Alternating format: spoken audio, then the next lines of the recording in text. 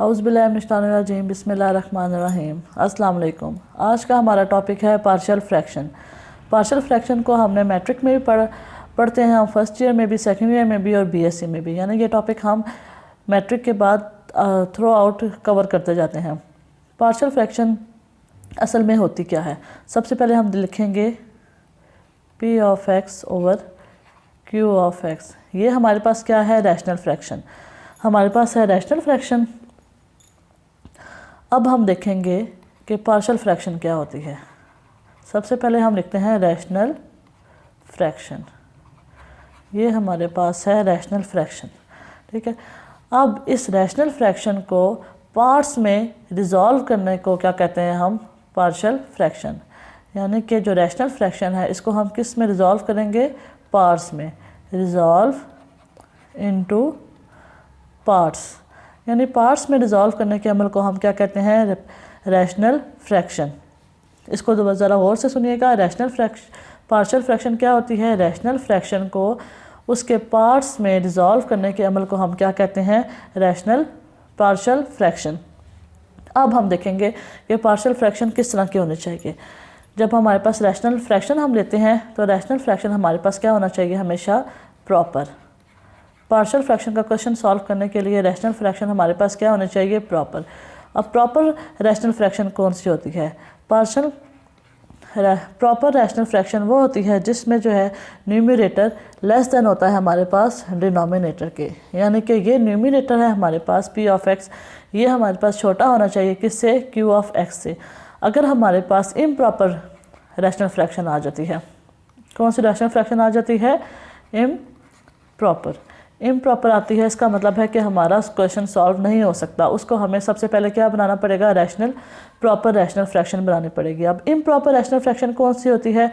जिसमें न्यूमरेटर हमारे पास क्या हो? ग्रेटर हो किससे? डिनोमिनेटर से, या हमारे पास न्यूमरेटर क्या हो? इज इक्वल हो डिनोमिनेटर से। इसका मतलब है इम्प्रॉपर जो रैशनल फ्रैक्शन है वो हमारे पास सॉल्व नहीं हो सकती। उसको पहले किस में कन्वर्ट करना पड़ेगा? Convert into proper. हमें किस में कन्वर्ट करना पड़ेगा? प्रॉपर में। अब इसमें हमारे पास क्या होना चाहिए कि क्यू ऑफ एक्स, जैसे हमारे पास रैशनल फ्रैक्शन है ना P of X over Q of X, इसमें हमारे पास Q of X not equal to zero, यानी कि डिनोमिनेटर हमारे पास क्या होना चाहिए? Not equal to zero. क्योंकि अगर डिनोमिनेटर हमारे पास इक्वल टू ज़ीरो हो जाएगा तो इसका मतलब है कि हमारी रैशनल फ्रैक्शन इन्फिनिटी की तरफ चली जाएगी। अब हम देखेंगे कि पी ऑफ एक्स और क्यू ऑफ एक्स हमारे पास क्या होते हैं? ये दोनों पोलिनोमियल। क्या होते हैं हमारे पास? पोलिनोमियल। अब हम एक क्वेश्चन की तरफ आते हैं, वो हम देखेंगे कि इसको ज़रूरत क्यों पेश आई पार्शियल फ्रैक्शन को सॉल्व करने की। जिस तरह छोटी क्लासेस में हमने इस तरह के क्वेश्चंस पढ़े हैं, 2 over x plus 1 minus plus 3 over x minus 3, इस तरह के हमने क्वेश्चंस पढ़े हैं। इसको हम सॉल्व करते हैं, यानी कि दो हमारे पास रैशनल फ्रैक्शन दी होती हैं, उनको हम सॉल्व करते हैं। तो सिंपली हम क्या करते थे? उनका एलसीएम लेते थे, एक्स प्लस 1 और एक्स माइनस 3 का। 2 के साथ हमने लिखा एक्स माइनस 3 और 3 के साथ हमने लिखा एक्स प्लस 1, ठीक है। इसको हमने सॉल्व किया, 2 को मल्टीप्लाई किया एक्स के साथ, 2x माइनस 3 2 ज़ा 6 plus 3x plus 3 over x plus 1 और एक्स माइनस 3। इसमें से क्या सॉल्व होता है? 3 और 2 हमारे पास क्या हो गया? 5x, और 6 में से 3 निकाले वो हमारे पास माइनस 3 आ गया।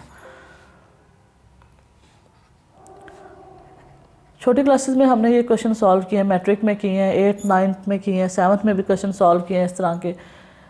तो ये हमारे पास अलग अलग, ये हमारे पास क्या थी? अलग अलग हमारे पास फ्रैक्शन थी। रैशनल फ्रैक्शन, ये एक रैशनल फ्रैक्शन और ये दूसरी, इसको हमने प्लस करके या माइनस करके इसको सॉल्व करते हैं। अब पार्शियल फ्रैक्शन में हमारे पास ये जो आंसर है, ये आंसर हमारे पास क्या होता है? पार्शियल फ्रैक्शन में क्वेश्चन बन जाता है, और इसको जब हम पार्ट्स में रिजॉल्व करते हैं तो ये हमारा पास आंसर आता है, यानी कि ये इसका रिवर्स प्रोसेस है। पार्शियल फ्रैक्शन क्या है? रिवर्स प्रोसेस है, जो हम छोटी क्लासेस में पढ़ते हैं उसका रिवर्स प्रोसेस है। अब इस प्रोसेस को सॉल्व करने के लिए हमारे पास केसेस होते हैं। कितने केसेस होते हैं? 4 केसेस होते हैं, ठीक है। सबसे पहले हम पढ़ेंगे केस 1 के बारे में। अब हम नीचे आ जाते हैं थोड़ा सा। अब सबसे पहले हम पढ़ेंगे केस 1 के बारे में।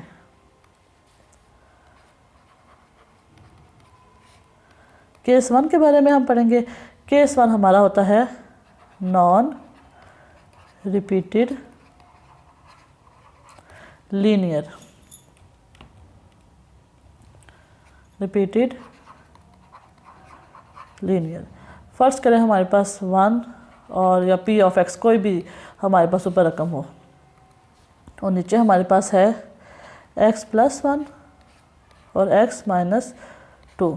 ठीक है, तो इसमें हमारे पास क्या है, नीचे दोनों लीनियर में है, x की पावर 1 में है और रिपीट भी कोई नहीं कर रहा। इसका मतलब है इसको हम लिखेंगे a/x + 1 + b/x - 2। इसका मतलब है कि जो हमारे पास डिनोमिनेटर में है वो हमने सेपरेट करके लिख दिया और ऊपर कुछ भी होगा उसकी जगह पे हमने क्या लिखना है, a और b, यानी कि कांस्टेंट। एक वेरिएबल के साथ हमारे पास एक कांस्टेंट आएगा, यानी नीचे एक वेरिएबल है ऊपर एक कांस्टेंट, नीचे एक वेरिएबल है ऊपर एक कांस्टेंट आएगा। ये हमारे पास क्या है, हमारा केस 1 है।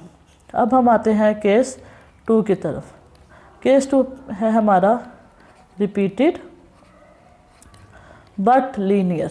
ठीक है, पहला देखें, पहला केस था हमारे पास नॉन रिपीटेड, यानी रिपीट नहीं हो रहा लेकिन लीनियर है। नीचे वाला हमारे पास लीनियर है लेकिन रिपीटेड है। ठीक है, इसको हम देख लेते हैं। इसको हम कैसे लिखेंगे, 1/x - 2 और लिखते हैं x + 3 का क्यूब लिख देते हैं। ठीक है, हमारे पास हो गया a/x - 2 प्लस a/x - 2 हमारे पास आया सिंपल। ठीक है, अब हम लिखेंगे b। अब देखें x + 3 हमारे पास कितनी दफ़ा है, 3 टाइम्स है। तो पहले हम 1 टाइम लिखेंगे x + 3, उसके बाद हम लिखेंगे 2 टाइम x + 3 का स्क्वायर और फिर हम लिखेंगे 3 टाइम x + 3 का क्यूब। यानी कि हमने ऊपर कांस्टेंट क्यों एक लिखा है, क्योंकि हमारे पास x किस में है, लीनियर फॉर्म में, इसलिए हमने ऊपर एक ही कांस्टेंट लिखा है। वो रिपीट हो रहा है लेकिन है तो लीनियर फॉर्म में, इसलिए हमने कांस्टेंट एक लिखा है। अब हम आ जाएंगे अपने नेक्स्ट केस की तरफ। नेक्स्ट केस है हमारा केस नंबर 3। केस नंबर 3, अब लीनियर हमारे पास हो गया। अब अगर फर्स्ट करें हमारे पास क्वाड्रेटिक फॉर्म में आ जाता है तो हम लिखेंगे क्वाड्रेटिक फ्रैक्शन। अगर हमारे पास क्वाड्रेटिक फ्रैक्शन आ जाती है फिर हम उसको किस तरह लिखेंगे, फॉर एग्जाम्पल 1 और p ऑफ x, 1 और p ऑफ x। हमारे पास ये फॉर्म आ गई x + 1 और हमारे पास आ गया x² - 5। ठीक है, हमारे पास ये आ गया। अब देखें ये तो लीनियर फॉर्म है, लीनियर फॉर्म को हम लिख देंगे a/x + 1। लेकिन नेक्स्ट हमारे पास क्या है, क्वाड्रेटिक में। क्वाड्रेटिक में हम लिखेंगे, नीचे हम लिखेंगे x² - 5। अब देखें हमारे पास जो वेरिएबल है वो किस में है, सेकंड फॉर्म में, यानी सेकंड डिग्री है उसकी। इसका मतलब है उसके साथ हमारे पास 2 कांस्टेंट होने चाहिए। तो हम लिखेंगे a तो हम लिख चुके हैं, हम अगला कांस्टेंट कहाँ से शुरू करेंगे, b से, b + c। अब आपकी मर्ज़ी है दोनों में से किसी एक के साथ क्या लगा दें, x। हम b के साथ x लगा लेते हैं। इसका मतलब है कि x² जो हमारे पास क्वाड्रेटिक फॉर्म में आएगा उसमें हमने उसका कांस्टेंट क्या लिखना है, bx + c, यानी कि 2 कांस्टेंट हमने लिखने हैं। अब अगर ये जो क्वाड्रेटिक इक्वेशन वो आ गई कि हमारे पास सिंपल है। अगर फर्ज करें रिपीटेड में आ जाती है, जिस तरह ऊपर हमारे पास लीनियर रिपीटेड में आ गई है, रिपीटेड बट क्वाड्रेटिक, अगर हमारे पास इस फॉर्म में आ जाती है तो हम क्या करेंगे, 1/x - 1 और हमारे पास आ गया x² - 7 का स्क्वायर। तो हम इसको कैसे लिखेंगे, जो लीनियर है उसको हम ऐसे ही लिखेंगे और जो हमारे पास रिपीटेड में है वो हमने एक दफ़ा सिंपल लिखी और एक दफ़ा हमने किस में लिखनी, स्क्वायर में। अब इसके साथ क्या आएगा, bx + c और नेक्स्ट वाले के साथ क्या आएगा, dx + e। यानी कि जो हमारे पास क्वाड्रेटिक में है उसके साथ हमने 2 कांस्टेंट लगाने हैं। ये हमारे पास चारों केस डिस्कस हो के आज हमने पढ़ा था कि पार्शियल फ्रैक्शन क्या होती है, उसका टॉपिक पढ़ा था, यानी रैशनल फ्रैक्शन को उसके पार्ट्स में रिजॉल्व करने के अमल को हम क्या कहते हैं, पार्शियल फ्रैक्शन कहते हैं। यानी कि वो प्रोसेस है, पार्शियल फ्रैक्शन दरअसल प्रोसेस है रैशनल फ्रैक्शन को उसके पार्ट्स में रिजॉल्व करने को। वो हमारे पास प्रॉपर होने चाहिए और यानी कि इम्प्रॉपर नहीं होने चाहिए। अगर इम्प्रॉपर हो तो हम सबसे पहले क्या करते हैं, उसको प्रॉपर में कन्वर्ट करते हैं। उसके हमने आज 4 केसेस पढ़े हैं। नेक्स्ट वीडियो में इंशाल्लाह हम case 1, case 2, case 3 and case 4 इसके मतलब हम वीडियो सॉल्व करेंगे और इसके क्वेश्चन सॉल्व करेंगे ताकि आपको डीपली समझ आ जाए कि पार्शियल फ्रैक्शन क्या होती है। अगर आपको मेरी वीडियो अच्छी लगी है तो लाइक और सब्सक्राइब करना मत भूलिएगा। Thank you so much.